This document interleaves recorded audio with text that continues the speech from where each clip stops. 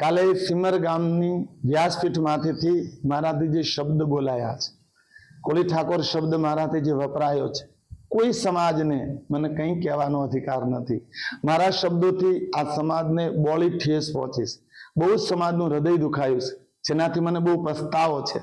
મારો કોઈ સમાજને ઠેસ પહોંચાડવાનો ઈરાદો નહોતો.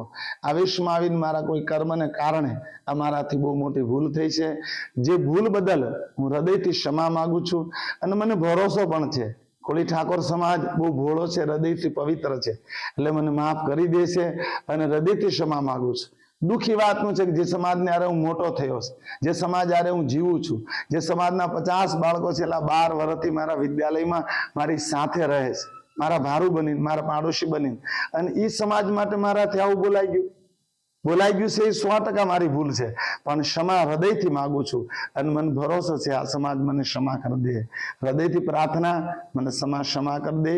ઓમ નમઃ શિવાય.